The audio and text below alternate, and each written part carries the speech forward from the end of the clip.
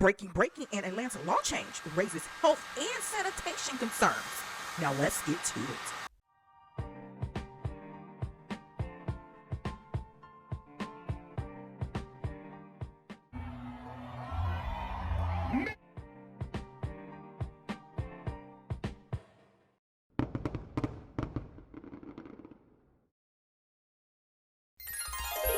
Hey everyone, welcome to the mix. Like, share, subscribe per usual. For those who are new to my channel, I pre-record most of my videos. I typically go live on the weekends, so head on over to the live section and check out some of my videos. Thank you guys for your continued support, those domestically and internationally.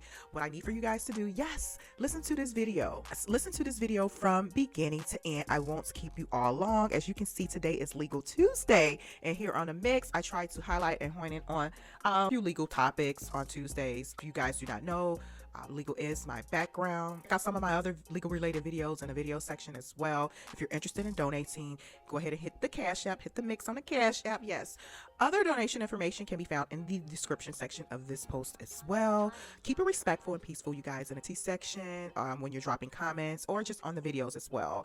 Remembering the community guidelines here on YouTube. So thank you guys for your continued support again, and let me jump right into the topic. Wow, okay, this basically, sorry for the wait, sorry for the late. This topic has come up for a discussion about probably about 4 or 5 days ago, or maybe 6, but I'm just now getting to it. But yeah, this raised some eyebrows in Atlanta regarding the hair salon license requirements, and for barbers and those who are makeup artists and things of that nature. But the thing is that there are requirements across the United States in terms of licensing. So you have to go to school, of course, pay for the school grants, whatever, and then you have to get, to my understanding, a certain amount of hours, and then you're eligible to take the state exam to certify to get your license to run your own barbershop or beauty salon and all of that. So Atlanta is trying to remove it. Yes, Atlanta is trying to remove it. Their state legislators. Let me go ahead and share this with you guys, and then I'll come back with more of my commentary, reaction, and opinion. To make it a lot easier to get a license to cut hair or do nails, but it could also put you at risk. The bill removing licensing requirements for certain beauty services headed for a final vote. Atlanta News 4's Abby Casouris unpacks those concerns. Senate Bill 354 would remove licensing requirements for certain beauty services, for women getting your makeup done or your hair styled, and for men going to the barber for a clean shave. Lawmakers and lobbyists within earshot. These young barbers and cosmetologists are putting down the scissors and picking up bullhorns and signs. Be safe, not sorry. Be safe, not sorry. Richard Smith is studying to be a barber. Georgia requires 1,500 hours, roughly 9 months in school or at an apprenticeship. Then he can apply for a license. His training is not needed if the bill passes. It's a lot that goes into it, and it's a form of disrespect. We were here in the fall as Lieutenant Governor and Republican leadership announced it was their priority to remove the red tape and get more people working, or looked for professions that couldn't harm anyone. Professional working in a retail environment is not required to have a license. If they're working on a film set, they're not required to have a license. But if they're working if they wanted to open their own business and be a makeup artist for the general public, they are required to get a cosmetology license. So that really doesn't make sense to me. Senator Sonia Halpern says it's a horrible bill because it completely ignores the safety concerns of professionals already in the industry. She's presenting her own bill, in option C, cutting the hours from 1,500 to 300, but it still requires students learn about sanitation requirements. Reduce the number of hours required to get you licensed to do those practices without saying altogether that the licenses are worthless. Okay, you guys. Okay, wow. What are your thoughts? Be careful who you vote for from state to state and federally. These politicians are dinosaurs, in my opinion, and this is my opinion, and I say that respectfully, and they are so out of touch.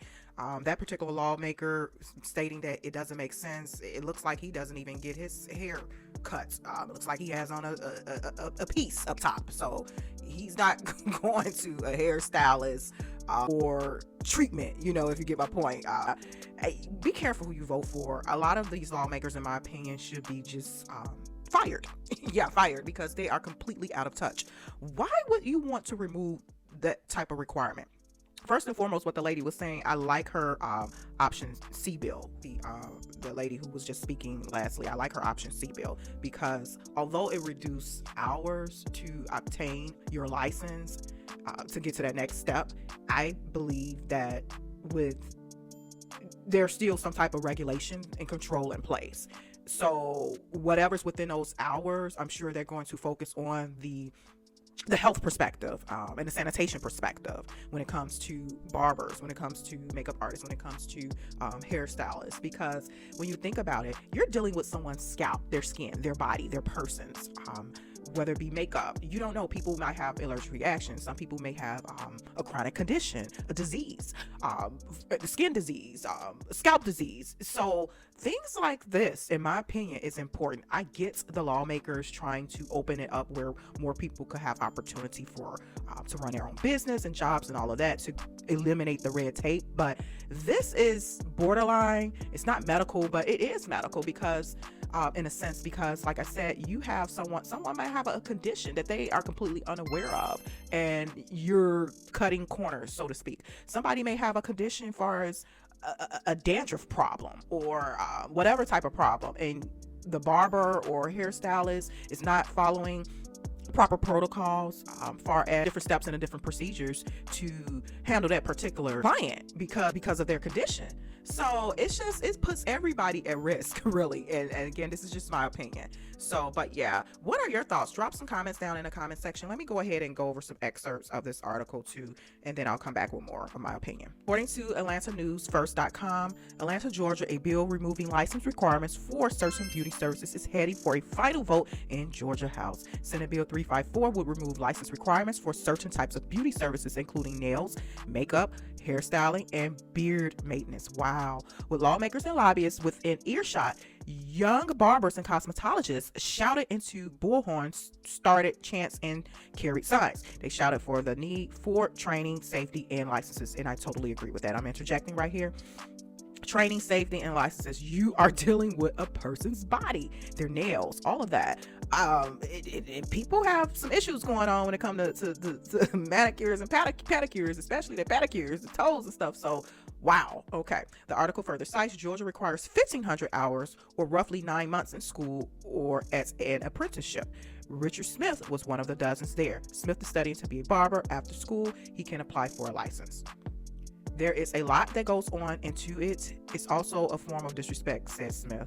Yeah, especially, and I'm interjecting right here, especially for those who came before this bill, who put in the work, who put in the hours and all of that, who understands and who this career profession is their passion, is their livelihood, is their, you don't want a bad reputation being presented because of a pool of people who just really don't give a F and in it for the money, if you get my point. So those who are passionate and take it serious and take this serious, I would feel disrespected as well too, because it's going to be some in a pool of people. If this bill goes through, which it seems like it will, there will be a pool of people who just don't give a F and in it for the money. Wow. And like I said, I get the lawmakers trying to open up more opportunity, financial wise, economic wise, career wise, but this is not it, in my opinion. Okay, the article further cites in the fall of 2023, Lieutenant Governor Burt Jones and Republican leadership announced it was their priority to remove the red tape and get more people working. The bill's sponsor, Senator Larry Walker III, that's him, said the state's study committee looked for professions that couldn't harm anyone. Who is in these committees? They must know. Oh my gosh. So they gonna pick something like this. And if you think about it, let's just keep it real. Atlanta is a state that's predominantly African American, to my understanding. Correct me in the chat if I'm wrong, but you're going to pick a profession that could impact and cause a possible health risk to this particular state. Okay, I'm quite sure that there probably was some other professions that they could have looked at or honed in on and highlighted. I'm quite sure they won't do real estate like that. That's where the money really resides. The money really resides. How about taking away some of that or scaling back some red tape on that when it comes to real estate? But you see, the lawmakers won't do that. They won't do that. But anyway, the article further cites a makeup professional working in a makeup professional working in a retail environment is not required to have a license. If they are working on a film set, they are not required to have a license. But if they want to open a business, they are required to have a cosmetology license. That doesn't make sense to me, said Walker. State Senator Sonia Halpern said it's a horrible bill because it completely ignores the safety concerns of the professionals already in the industry. Agreed. She's presented her bill that could be at option C. Her bill would cut training hours from 1,500 to 300 and still require students to learn about sanitation requirements. Let's reduce the number of hours to get your license without saying altogether those licenses are worthless, said Happerin. Hey y'all, whew. This is an interesting topic, and call me a conspiracy theorist or what. But yeah, I just think this particular law in Georgia, in the state of Georgia, yeah, okay. It seems a bit sus to me in terms of design wise. I mean, just pay attention, you guys. And like I said, these lawmakers who are sitting at these tables, these committees, and making these decisions and legislation from a local level, this impacts your state. So keep your head on a swivel. Vote. If you vote intentionally. Vote educationally. If you, I'm not gonna say if you can, but just right now, it's a state of emergency for everyone. So just look at your legislators from a state to state level, and then when it comes to the federal level, factor all of that in. It votes, in my opinion, your best interest if you are going to be participating. So, and even if you don't participate, you do still have a right to voice your opinion or grievances with your state reps or, the local government. I mean, you still do have a right because you are a taxpayer, and that's just my spiel on that. So, but yeah, this is interesting. Let me know your thoughts on, do you think this is a good idea? And like I said, I get opportunities, but you're dealing with someone's health. You're dealing with someone's body and persons. It could be a allergic reaction to something. It could be a mixing of something. If you're not taking the proper steps and precaution before you get to your next client, when it comes to health and safety and sanitation, when you're doing makeup, when you're doing hair and a barber. But I know people who are hairstylists and barbers. They take it serious when it comes to their profession. They take it serious. They are not cutting corners. They take it seriously. So think too, if you're going to implement something like that, I think you should implement, and this is my opinion, implement 2 sets of licensing. One that's certified, that they went through the proper channels and all of that, and one that's uncertified. And then you put insurance out there as well for the uncertified. Oh, maybe that could be an idea, a certified license and uncertified license. So at least to distinguish between who's who and give the person who's a client an option. Do you want to go to a certified hairstylist, a certified barber, a certified makeup artist, or do you want to go to an uncertified? So that could be, in my opinion, another way. Since you want to open up opportunities, have a certification for one and an uncertified for the other, and then have insurance with the uncertified. So that way, to pay for some type of insurance to have, because they are uncertified. So that, in my opinion, would probably direct them to possibly get a license, or hey, take the risk and be uncertified with no license, so. But yeah, let me know your thought. That's my little spiel on that, you guys. Thoughts and opinion. But let me know what you think down in the comment section, down in the chat. Like this video, share this video, and I'll talk to you guys soon. Bye.